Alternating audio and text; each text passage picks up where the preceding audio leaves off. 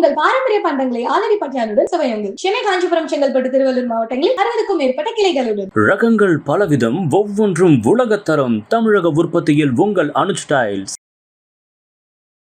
அஜித் குமார் அவன் களவு இல்லை, அவன் பொய் இல்லை, புறாடு இல்லை, அவன் வந்து அப்படி பயம் இல்லை. இங்கே தானே உட்காந்துருப்பேன் நைட்டில் கடையில். நல்லா பழகுவேன், எல்லா டைமும் ஜாதி மதம் இல்லாமல் பார்த்து பழகுவேன். அவர் எடுத்திருந்தாதான் உண்மையை சொல்லியிருப்பாப்புல. 8 லட்ச ரூபா பொருளை சாவியை கொடுத்துட்டு அவங்க எப்படி போவாங்க? பொய்தேன்னு சொல்கிறாங்க. இப்போதான் 1.5 மாதம் அந்த வேலையில் சேர்ந்தேன். ஆலக்கடையில் இருந்தேன். இப்போ 1.5 மாதம் அந்த வேலையில் சேர வந்தேன். இந்த காரை நிப்பாட்ட சொல்லி இந்த மாதிரி ஆனும். அவன் அந்த சாவியை வாங்கிருக்க கூடாது, வாங்கி கொண்டு போய் நிப்பாட்டிட்டு கையில் கொடுத்தது. எத்தனை கட்சிக்காரன் வந்து என்ன பண்ண பிள்ளை போச்சுலப்பா, உன்னை தொட்டியில் தோராட்டி உன்னை எவ்வளோ ஒரு தன்மையோட வளர்த்துருப்போம் நாங்கள். இதாண்ட அம்மா, இதே அப்பா அப்படின்ற ஒரு இளைஞரோட அவங்க வளர்த்துருக்கோம். அந்த திருட்டுப்பட்ட அந்த மாதிரிலாம் பண்ண மாட்டேன். அவன் பாட்டுக்கு இருப்பேன். அடுத்த காசுலாம் அந்த ஆசைப்பட மாட்டேன். அடித்தது இந்த பின்னாடி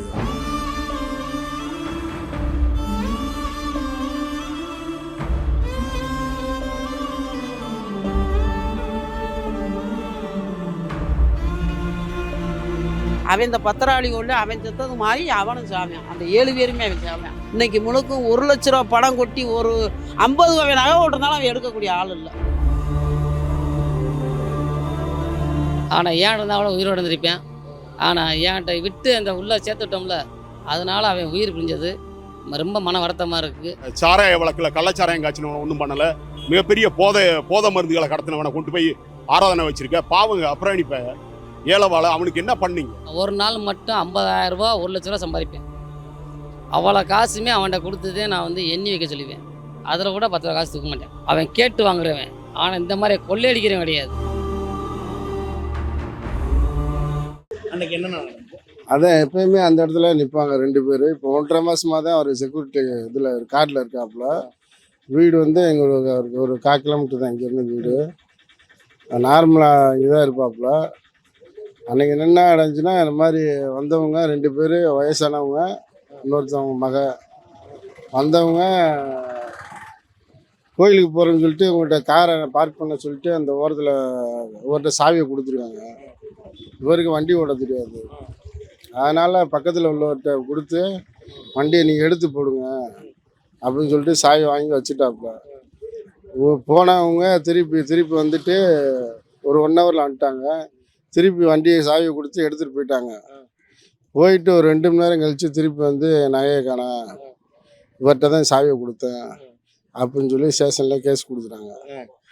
கொடுத்தோன்னா அன்னைக்கு சாயங்காலமே திருப்பி போலீஸ் வந்து கூட்டி போயிட்டாங்க. கூட்டி போய் விசாரிச்சுட்டு திருப்பி விட்டாங்க. விட்டு திருப்பி வந்து ஒரு நைட்டு ஒரு 12 மணிக்கு திருப்பி வந்து கூட்டி போயிட்டாங்க. எப்படி நாள் நீங்கள் டெய்லி பார்ப்பீங்களா அஜித் குமாரா? ஆமாம், அஜித் என் ஃப்ரெண்டு தான். சின்ன பிள்ளையிலேருந்து என்னோட படித்தேன். இப்போதான் 1.5 மாதம் அந்த வேலையில் சேர்ந்தேன். ஆலக்கடையில் இருந்தேன். இப்போ 1.5 மாதம் அந்த வேலையில் சேர வந்தேன். இந்த காரை நிப்பாட்ட சொல்லி இந்த மாதிரி ஆனு. இவ்வளோ பெரிய அராஜகம் நடந்திருக்கு. இப்படி எந்த அளவுக்கு ஒரு நண்பனா? அதான் அவன் அந்த சாவியை வாங்கிருக்க கூடாது, வாங்கி கொண்டு போய் நிப்பாட்டிட்டு கையில் கொடுத்ததும் தவறு. அதனால தான் அந்த அளவுக்கு. இருந்தாலும் அவர் கேரக்டர் வைஸ் அவன் நல்லா இருந்தான். அந்த திருட்டுப்பட்ட அந்த மாதிரிலாம் பண்ண மாட்டேன். அவன் பாட்டுக்கு இருப்பேன். அடுத்த காசுலாம் அந்த ஆசைப்பட மாட்டேன். என்ன நடந்துச்சு? அவன் சும்மா வேலை பார்த்த டூட்டி பார்த்தவன் தான் சாமி. டூட்டி பார்த்தவன் அவன் வந்து கடைக்கு ரொம்ப நண்பராக பேசுவான். கடைக்கு நண்பராக பேசுவான். இது அவங்க சின்னம்மா வீட்டு கடை. இது வந்து அவங்க சொந்தம்மா வீட்டு கடை. சொந்தம், ரொம்ப சொந்தம். அதனால இங்கே வருவேன். 150 கேட்பேன். கேட்டாட்டே காலையில் வியாபாரம் பார்க்க என்னடா காசு கேட்குறேன்னு நான் சொல்லுவேன். ஆச்சு நீ வாங்கி கூடாச்சின்னு அடிப்பியா நம்மளை. சரி 150 வாங்கிட்டு போனாலும் நாங்கள் கொடுத்து விட்ருவோம். அதனால நீங்கள் சொல்லும் போல் இவனை ஏதோ ஒரு திட்டம் போட்டு இவனை பழி சாமித்திருக்காங்க. இங்கே கடை போட்டிருக்கீங்களா? நீங்கள் என் கடையில் வேலை பார்த்த பையன். அதுக்கு முன்னாடி தான் செக்யூரிட்டியாக பண்ண பையன். உங்கள் கடையில் தான் முதல்ல நம்ம கடையில் வேலை பார்த்தேன். நம்மகிட்ட இருந்து நம்ம தான் சேர்த்து விட்டோம். செக்யூரிட்டியாக உள்ளே போனால் ஒரு முக்கியமான ஒரு இந்த சாதாரண பொறுப்பு தான். உள்ளே போனால் அவனுக்கு வந்து நாளைக்கு வந்து உள்ளே போனால் அவங்க சமுதாயம், நாடக சமுதாயம் தான் உள்ளே இருக்குது. ஆஃபீஸில் இருந்து செக்யூரிட்டிலேருந்து எல்லா பேரும் இங்கே உள்ளே இருக்கான்னு சொல்லி நம்ம தான் சேர்த்து விட்டோம். உள்ளே போனால் அவனுக்கு வந்து அவங்க சமுதாயம் வந்து அரங்காவல் வந்து எல்லாமே வந்தாலும் அவனுக்கு வந்து ஒரு பொறுப்பை கொடுத்து அதை வச்சுக்கிறவான்னு சொல்லி நம்ம ஒரு ஆதங்கமாக உள்ளே சேர்த்து விட்டோம். ஆனால் ஏன் இருந்தால் அவளை உயிரோடு இருந்திருப்பேன். ஆனால் ஏன்ட்ட விட்டு அந்த உள்ளே சேர்த்து விட்டோம்ல, அதனால் அவன் உயிர் பிரிஞ்சது ரொம்ப மன வருத்தமாக இருக்குது. பொதுமக்களை பார்த்தா மிகப்பெரிய தப்புங்க. தவறுன்றதுக்கும் தப்புக்கு நிறைய வித்தியாசம் இருக்குது. இது அதாவது மக்களாட்சியில் நடந்த மிகப்பெரிய தப்பு இது. அதாவது மனித நேயத்திற்கு அப்பாற்பட்ட செயல். இது தண்டிக்கப்பட வேண்டும். இன்னைக்கு மிகப்பெரிய நல்ல விஷயம் என்னன்னா, இந்த காளியாத்தா வந்து இன்னைக்கு நீதித்துறையை வெளியே வர வச்சிருக்கு. இன்னைக்கு தான் இதே ஃபர்ஸ்ட் டைம் நான் வந்து கேள்விப்படுறேன். நீதித்துறை நீதியரசர் எந்திரிச்சு நின்று பொங்கி எழுந்து உண்மையை பேசுங்கடான்னு சொன்ன விஷயம். அதாவது பொதுமக்களுக்காக நீங்க இல்லையா, பணத்துக்காக இருக்கீங்களா அப்படின்னு கேட்டது கேள்வி இதே ஃபர்ஸ்ட் டைம். அது மதுரையில் மீனாட்சி அம்மை முன்னால் இது நடந்தது. ரொம்ப வரவேற்கத்தக்கது. இப்படி ஒரு தப்பே இல்லாதவங்களை இப்படி போலீஸ் அடிக்கிறது எந்த விதத்துல நியாயம்னா? அராஜகம், போலீஸ் அராஜகம் தான் இருக்கு எல்லா இடத்துலயும். இப்போ ஒரு நல்லவனை கொலையே பண்ணிட்டாங்கன்னு கொலை தான் இது. கொலைதான் அது, அவ்வளவுதான். ஆளு சேர்ந்து அடிச்சு கொண்டுட்டாங்க. எந்த அளவுக்கு நான் அடிச்சதெல்லாம் இங்க வச்சு அடிச்சாங்களா இல்ல? அடித்தது இந்த பின்னாடி தான் அடித்தது. எந்த மாதிரி அடிச்சாங்க? அதான் கம்பி கட்டை அதை வச்சு அடித்தாங்க. இதுல எந்த அளவுக்கு நியாயம் இருக்கும்னு நினைக்கிறீங்க நீங்க? யார் மேல நியாயம் இருக்கும்னு நினைக்கிறீங்க? நாயை வந்து அவர் செக்யூரிட்டியா இருக்கார்ல, அவர் மேலே தானே. ஆமாம், அவர்தான். அவர் எடுத்திருந்தாதான் உண்மையை சொல்லியிருப்பாப்புல. இன்னொன்னு கையில சாவி வச்சுக்கிட்டு இருப்பாங்களா எடுத்தா? ஆமாம். 2வது 8 லட்ச ரூபா பொருளை சாவியை கொடுத்துட்டு அவங்க எப்படி போவாங்க? காரில் சாவியை கொடுத்துட்டு யாராவது போவாங்களா? போக மாட்டாங்கல்ல. இது எதுவும் நம்பகத்தன்மையா இல்ல. இல்லை இல்லை, அவங்க கொஞ்சம் பொய் சொல்றாங்கிற மாதிரி தான் இருக்குல்ல. பொய் தான் சொல்கிறாங்க. மாதிரி என்ன மாதிரி? மாதிரி இல்லை, அவங்க எங்கேயா மிஸ் பண்ணியிருப்பாங்க. மிஸ் பண்ணிட்டு பழியை வந்து இங்கே போட்டிருக்காங்க. இது முழுக்க அரசு தான் பொறுப்பு இருக்கணும். இதுக்கு இனிமேல் யாரும் நடக்கக்கூடாது. போலீஸுக்கு தகுந்த தண்டனை கொடுக்கணும், கடுமையான தண்டனை கொடுக்கணும். அஜித் குமாரை அவன் களவு இல்லை, அவன் பொய் இல்லை, புறாடு இல்லை, அவன் வந்து அப்படி பயம் இல்லை. அவன் வேணும்னு இந்த 7 போலீஸு அவன் திட்டம் போட்டு பழி சமத்திருக்கான். ஏதோ ஒரு கேஸுக்கு அந்த போலீஸு இங்கே வந்து நேரடியாக ஒப்படையானா அங்கே பிடிச்சி வச்சிருக்காங்களாம். என்னைக்கா இருந்தாலும் அவன் டியூட்டி பார்த்து இங்கே வர முடியாது. இதுக்கு ஒரு முடிவு இல்லாமல் இருக்கக்கூடாது சாமி, நீங்கள் சொல்லும் போல. ஒரு அப்பாவி இளைஞரை இப்படி படுகொலை பண்ணது எந்த அளவுக்கு நீங்க நியாயம்? இதை எப்படி எத்தனை கட்சிக்காரன் வந்து என்ன பண்ண பிள்ளை போச்சுலப்பா. உன்னைய வளர்க்கப்பட்ட வாடு முட்டை குஞ்சுல புட்டு வளர்த்துருப்பான். உன்னை தொட்டியில தோராட்டி உன்னைய எவ்வளவு ஒரு தன்மையோட வளர்த்துருப்போம் நாங்க. இதாண்ட அம்மா இதே அப்பா அப்படின்ற ஒரு இளைஞரோட அவங்க வளர்த்துருக்கோம். ஆனா மக்கள் தொகைக்கு அவன் வந்து ரொம்ப தரமான ஆளுப்பா. அவன் அஜித் குமார்னா அவனுக்கே செல்லும். அப்படியா கொஞ்சம் மயன் அவன் அடிச்சு கொள்றதுக்கு ஒரு குலகாரையும் கொள்ளக்காரையும் ஒரு கூட்டத்தில் அவன் என்னத்தையும் எடுத்தவேன் பிராடு பண்ணுவேன் பிட்பாக்கெட் அடிக்கிறவன் சொல்லிட்டாலும் ஒரு மனப்பாண்டியா போயிடும். உங்க கடையில எவ்வளவு ஒழுக்கமான பையன்? தங்கமான பையன். நான் ஏற்கனவே என்கிட்ட வீடியோலாம் இருக்குது, நான் கொடுத்த பேட்டிலாம் வந்திருக்கு. நான் வந்து ஒரு வீர சோழம்னா கிட்டத்தட்ட நான் ஒரு நாளைக்கு அந்த ஒரு நாள் மட்டும் 50,000 ரூபா 1 லட்ச ரூபா சம்பாதிப்பேன். அவ்வளோ காசுமே அவன்கிட்ட கொடுத்ததே நான் வந்து எண்ணி வைக்க சொல்லுவேன். அதில் கூட 10 ரூபா காசு தூக்க மாட்டேன். மாமா எனக்கு ஒரு 100 ரூபா தேவைப்படுதுமாம்மா அப்படின்னு சொல்லுவேன். அந்த 100 ரூபாயும் எடுத்துக்கடான்னுவேன். அவன் கேட்டு வாங்குறவன். ஆனால் இந்த மாதிரி கொள்ளையடிக்கிறவன் கிடையாது. இந்த மாதிரியா கொள்ளையடிக்கிறவன் கிடையாது. என் கழுத்தில் போடுற செயின் கூட 4 பேர் பார்த்தா ஒரு மாதிரி தெரியும்டா மாப்பிள்ள, இந்த செயின் இங்கே கடையில் இருந்துக்கிட்டு இந்த செயினை கொண்டு போய் பீரல் வச்சுருவாடா அப்படின்டா கொண்டு வைக்கிறவன். ஆனால் இது வந்து பொய் வழக்கு, திட்டமிட்டு இது பொய் வழக்கு. முடிஞ்ச அளவுக்கு இது வந்து முழுக்க பொய் வழக்கு. ஆனால் அவன் திருடன் கிடையாது.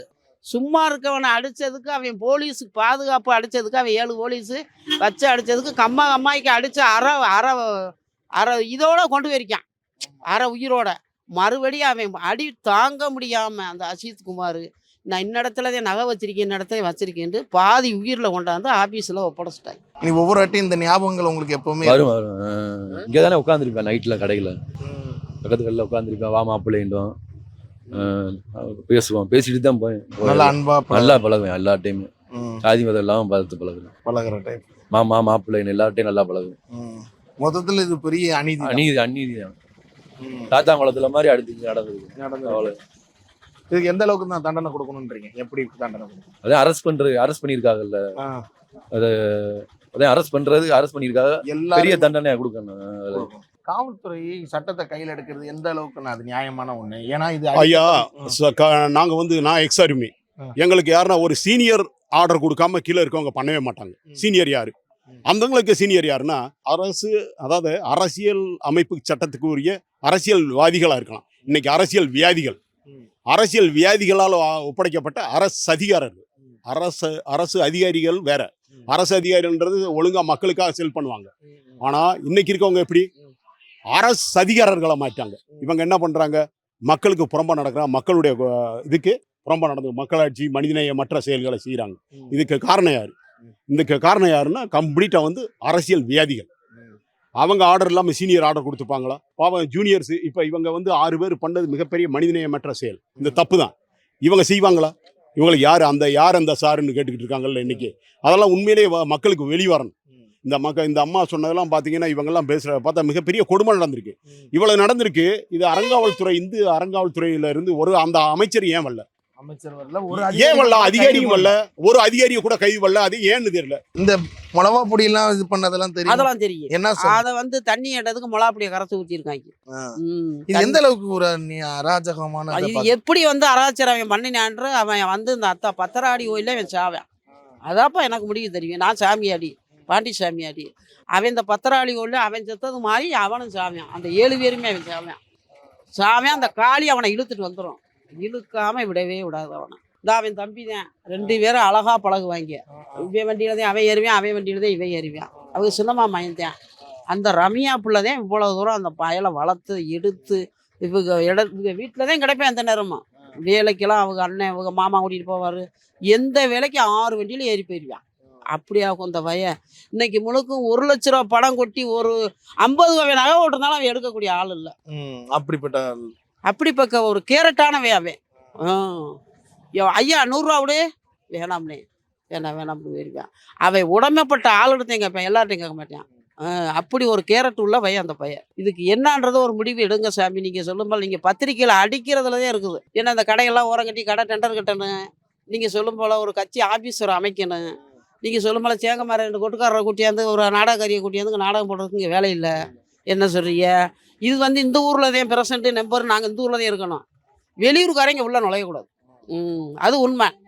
இந்த ஊரில் நாட்டாமல் இருக்கார், முக்கியமான ஆள் இருக்கார், அவர் தான் இங்கே நிற்கணும். அவரைத்தான் நாங்கள் நிற்க வைப்போம். மற்ற ஆள் வந்து இங்கே உள்ளே நுழையக்கூடாது. இதை வந்து அவன் அந்த திருடே இல்லாமல் இன்னைக்கு இவ்வளோ கொடூரமாக நடந்ததுக்கு இன்னி அடுத்தடுத்த தலைமுறைக்கு இதே மாதிரி இன்றைக்கி நடந்த போலீஸு அடுத்தாப்புல யாரை போனாலும் பொறுமையாக விசாரிக்கணும்.